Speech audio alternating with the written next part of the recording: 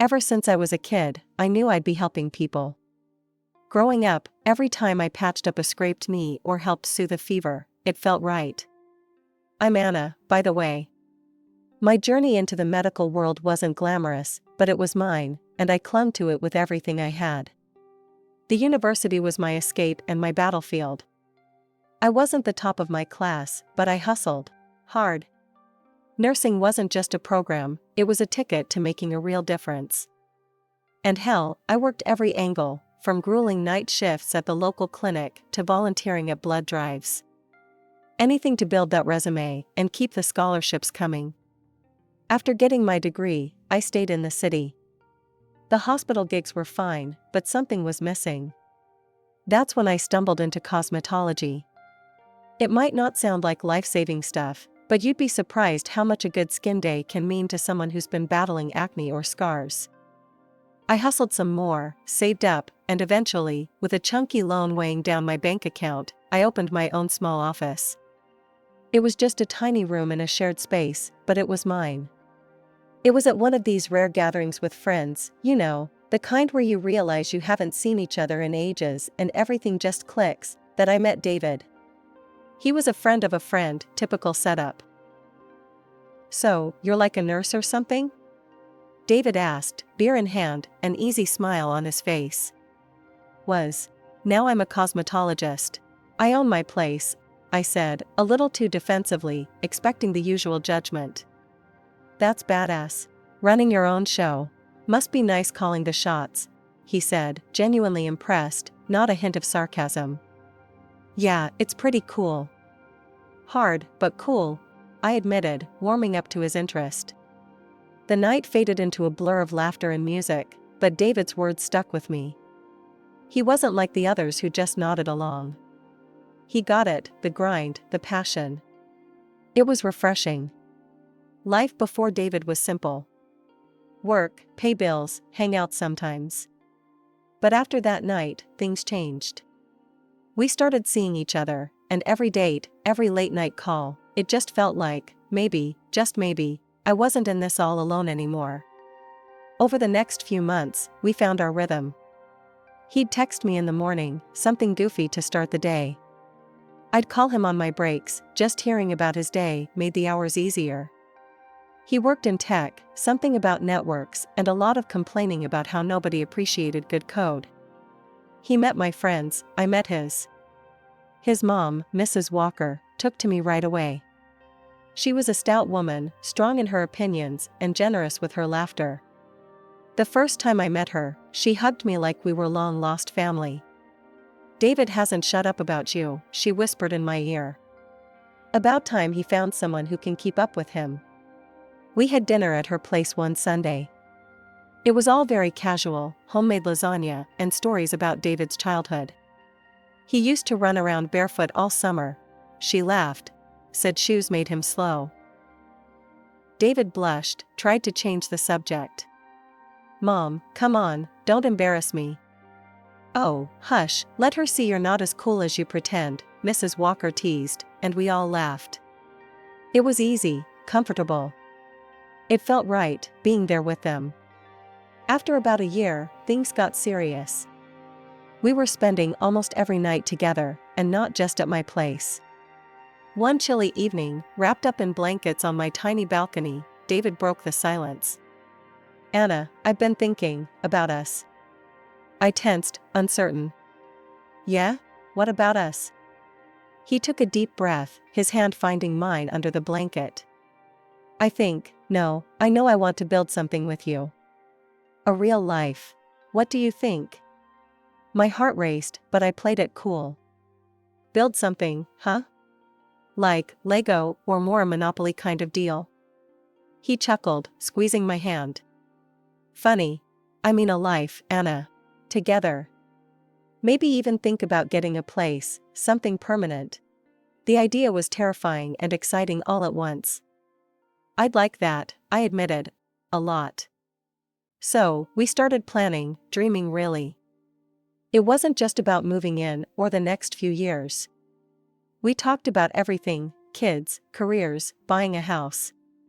He proposed not long after that night, nothing fancy, just us, which was perfect. Marry me, Anna. Let's do this for real. In a small, candlelit room, with the curtains drawn and rain tapping softly against the window, I said yes. It was the easiest yes I've ever said. The wedding planning started soon after. Mrs. Walker was a godsend, knowing just who to call, what to book, making it all seem easy. You just worry about being happy, I'll handle the stress, she insisted, and I let her, grateful for her support. It was simple, but perfect. A small ceremony, our closest friends and family, and an air of hope around us. As I walked down the aisle, seeing David there, waiting, I felt like everything was falling into place. He grinned, that lopsided grin that made me fall for him, and I knew, no matter what came our way, we'd handle it. Together. David moved into my apartment, the one I'd been renting since my cosmetologist days were just a dream. We unpacked, merged our books and dishes, and figured out whose art got wall space. It was cozy, happy chaos. The first few weeks, we'd sit at the little dining table with our laptops and piles of bills, making budgets like some kind of grown-up team. I'll handle the groceries and utilities, David offered one evening, his eyes serious as he typed out a spreadsheet. I nodded, scribbling on a notepad. And I'll keep smashing at this loan. The sooner it's gone, the sooner we can think about a house. And, maybe kids. Even saying it felt big, full of possibilities. David smiled, reaching across the table to squeeze my hand. Sounds like a plan, babe. Everything seemed lined up just right. But then, things with Mrs. Walker shifted. She'd been like a second mom during the wedding prep, but suddenly, I was out of the circle. No more Sunday dinners, no calls. When I asked David about it, he'd shrug, looking uncomfortable. She's got her moods, Her health isn't great these days. Maybe give her some space, he suggested one night when I brought it up after another missed call. I wanted to dig deeper, but the wall in his eyes told me to leave it. So, I dropped it. Maybe it was easier, not pushing. A year into our marriage, though, another crack appeared. David's steady support began to wane. Bills piled up on my desk, and his contributions dwindled to nothing. I found myself covering everything, from rent to the electric bill. Babe, what's going on? I finally confronted him one evening, bills in hand. This is the third month you've not chipped in. David looked away, tension in his jaw. It's my mom. She's really sick, Anna. Hospital bills, medications, it's a lot. I've had to help out. Okay, I get family first, but we're supposed to be a team. You should have said something. I snapped, feeling both worried and betrayed. I know. I'm sorry, babe. Just, can you handle things for a bit longer? I'll make it up to you, I promise. His voice was earnest, pleading. So, I tightened our belts. I called my parents, hating every minute of it. Mom, Dad, I hate to ask, but could you help out a little this month? Just until we get back on our feet. They said what they could, never asking if David was pulling his weight. I didn't have the heart to tell them he wasn't. Work became my refuge and my prison. I skipped lunches, booked clients back to back. Sundays off became a memory. I barely saw David, he was either at work or helping his mom. Our apartment felt too big without him, the silence too loud. One rare evening together, I tried to bridge the gap. We're in this together, right? Tell me what's going on, really. David, looking worn and thin, just shook his head. It's just really bad right now. Mom's fading, and I can't think beyond that. I nodded, swallowing my frustration. Okay, but remember, I'm here. We're supposed to do this together. Over a year had passed since David started shifting all his financial responsibilities onto me. Meanwhile, I managed to pay off the loan for my office. Finally, that tiny room was all mine, every inch a testament to the sweat and late nights I'd poured into it. But as my professional dreams solidified, my personal life with David crumbled. Money, or the lack of it, became a constant shadow over us. He'd promised things would get better once he took on a second job, but if anything, they got worse. David was never home, and the few bucks he contributed might as well have been pennies thrown into a well. One night, when I heard the door creak open way past midnight, I couldn't hold it in any longer. I sat at the kitchen table, bills and overdue notices spread out like a deck of bad luck. "David," I started, my voice tight. "We need to talk. This," I waved at the pile, "isn't sustainable." He sighed, a deep, weary sound, and sank into the chair opposite me. He looked as run down as I felt. "I know it's tough, Anna, but I'm doing everything I can. Mom's bills are they're killing me." "And what about us? Our bills?" I shot back, frustration spiking. "When is it going to be enough, David?" David looked at me, really looked, and for a second, I thought he might finally understand. But then he dropped the bomb. Maybe we could sell your office? Just until things stabilize. It would give us some breathing room." I stared at him, disbelief and anger swirling into a nasty knot in my stomach. "Sell my office? My dream? That's your solution?" I stood up, pushing my chair back so hard it screeched against the tile. David flinched, but pushed on. "It's just until we get back on our feet. I'm out there busting my ass every day and night, Anna." "And what? You think I'm not?" My voice rose, sharp and raw. "I built that business from nothing while paying half our bills on my own. And you want me to just give it up?" He stood too, anger flashing in his eyes. "Then what do you want me to do? Huh? Let my mother starve? That's not fair, and you know it." I was yelling now, too far gone to care about keeping it together. "I want a partner, David, not just a roommate who leaves me to handle everything alone." We glared at each other, the air between us thick with unsaid things and regrets. Finally, David turned and walked away, the conversation unresolved, leaving me standing there, feeling more alone than ever. Our fights became frequent, each one chipping away at what was left of our marriage. Every discussion about money ended in raised voices and slammed doors. I began to wonder if the man I married was still there, somewhere beneath the stress and the desperation. It was an unusually quiet Tuesday when I decided to head home early after a client canceled last minute. I wasn't too upset about it, the extra time gave me a chance to catch up on some much-needed rest. Pushing open the door to our apartment, I was surprised to find David frantically ironing his black suit, the one he only wore to weddings or funerals. The sight stopped me dead in my tracks. "David, what's going on? Why are you all dressed up like that?" My voice echoed slightly in the hallway, tinged with confusion. He jumped a little, clearly not expecting me. His face went pale, then flushed, a clear sign he was nervous. "It's my mom, Anna. She passed away last night. There's the funeral tomorrow." The news hit like a sucker punch. Despite everything, Mrs. Walker had been like family to me once. "Oh, David, I'm so sorry. I'll come with you, of course." "No." His response was sharp, slicing the air. She didn't want you there, Anna. Her last request. She said she never really liked you."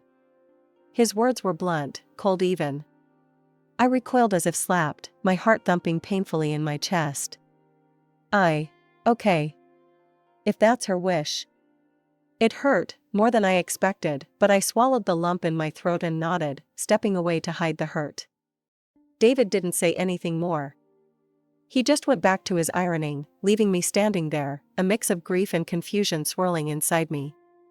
That night, I lay in bed, thoughts racing. Something didn't sit right with me.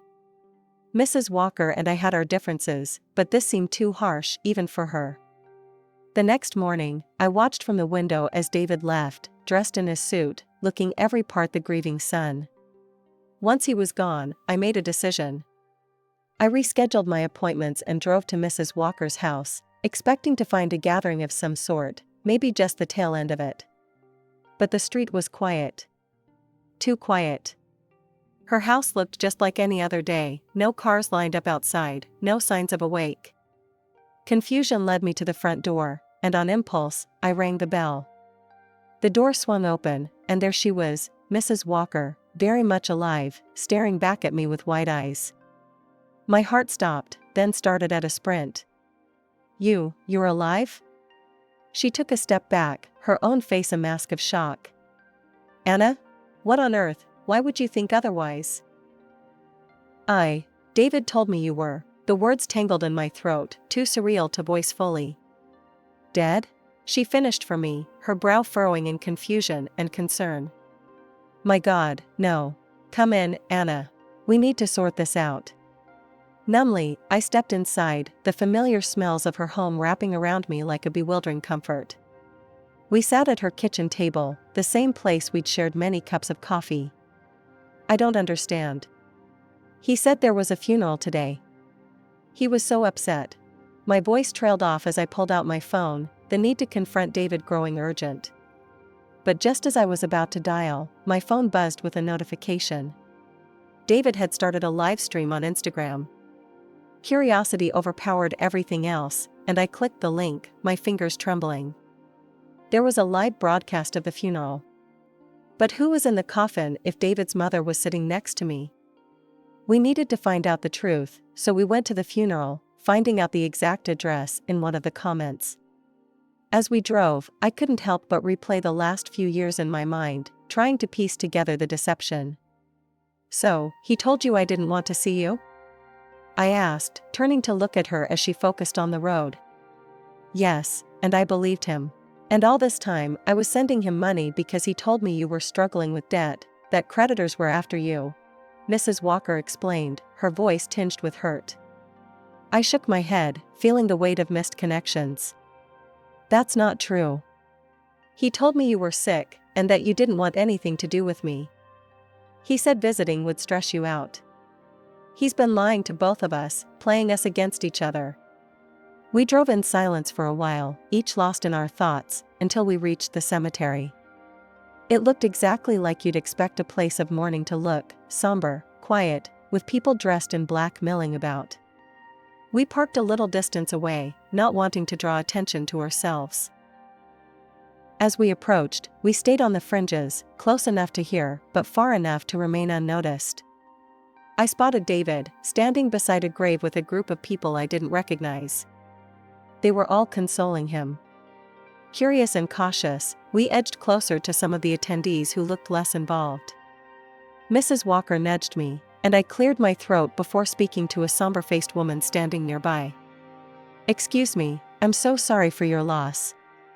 We just heard and came as soon as we could. May I ask who passed away?" I kept my voice low, respectful. The woman looked at us with sad eyes. "Oh, thank you. It's my niece, poor thing. She fought long and hard against her illness. A year of marriage and now this tragedy."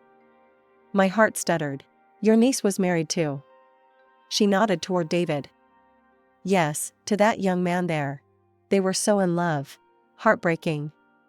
The pieces clicked, each one a betrayal. I felt Mrs. Walker stiffen beside me, her breath catching. "He's been living a double life," I said, the words tasting foul in my mouth. Mrs. Walker covered her face with her hands briefly, before looking at me, her eyes fierce. "We can't let him get away with this. Not only has he lied and cheated, but he's also played us for fools. Let the funeral end, see where he goes, who he talks to." So, we waited, hidden in plain sight among the mourners, watching as David played the grieving husband. It was a performance worthy of an award, and under different circumstances, I might have applauded the sheer audacity of his deceit.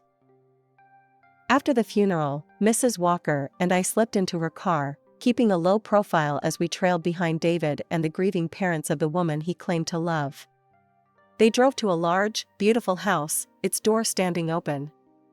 We parked a bit away and walked up quietly, unnoticed in the chaos of guests and condolences. Stepping into the house, the murmur of voices from the living room guided us. We hovered just out of sight, catching the tail end of a conversation that made my blood run cold. "He's like a son to us now," the deceased woman's father was saying, his voice thick with emotion. "And we've decided, in light of our daughter's passing, to leave him everything, the house, our business." It's what she would have wanted. David's response was choked, a sob breaking through. "Thank you. I've lost my parents years ago, and having a family again means everything to me." Suddenly, Mrs. Walker couldn't contain herself any longer. She burst into the room, her voice a sharp crack in the solemn atmosphere. "When exactly did I die, David?" The room fell silent, all eyes snapping to where we stood. David's face went from grief-stricken to ghostly pale, his eyes wide with shock. I followed Mrs. Walker in, my own anger bubbling over. "Yeah, David, what's going on? How could you marry again? Did you forget you already have a wife?" The parents of the deceased woman looked from me to David, confusion turning to horror. "What is she talking about, David? Married? To her?" David stammered, his earlier composure crumbling under the weight of his lies. It's not like that. I can explain." "Explain? Explain how you've been lying to us all this time?" The father's voice boomed, his initial kindness curdling into fury. David's desperation was palpable as he turned to the parents. "Please, you have to understand, I was going to fix everything." Mrs. Walker snorted, disbelief and anger etching her features. "By faking your mother's death? By marrying another woman while your wife is still around?" David looked at me then, his eyes pleading. "Anna, I'm sorry. I got into some trouble, some really bad debts with dangerous people. I thought I could fix it before it got out of hand."